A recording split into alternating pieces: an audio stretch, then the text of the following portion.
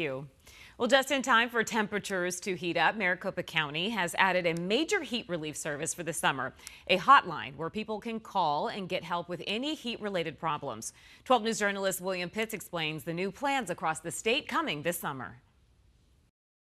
645 dead in 1 year, all because of the heat. That was last year, during the hottest summer ever on record for Arizona. Officials are determined not to let that happen again.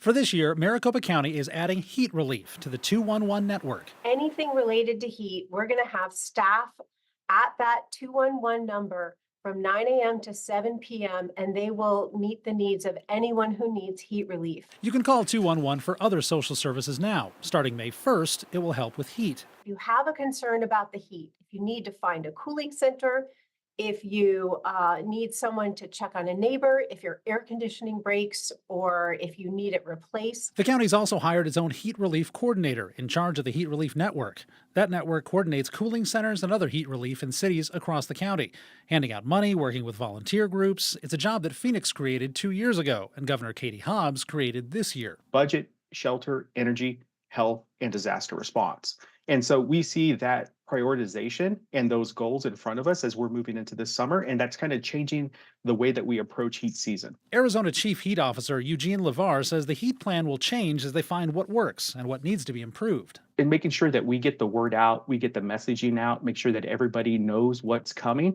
and then making sure that we're sharing resources and doing this coordination will hopefully fill some of those gaps that were identified last heat season. The city of Phoenix drafted its summer heat plan back in February. This has to be an all-hands-on-deck approach, just like other cities and states prepare for blizzards or hurricanes. The city's adding overnight cooling centers, one at the Burton Bar Library that will be available 24 hours a day, and one at a senior center near 7th Avenue in Buckeye called Senior Opportunities West. So far, they're at a relatively low capacity. We anticipate the capacity of these locations to be approximately 50 individuals at this time. We are continuing to look at how the space can be modified in Burton Bar Library that's been identified for this particular mission. The city's also extending hours of some cooling centers till 10 p.m. so that there's no gap in cooling service. The heat is coming. The hope is that this year we're more prepared. William Pitts, 12 News.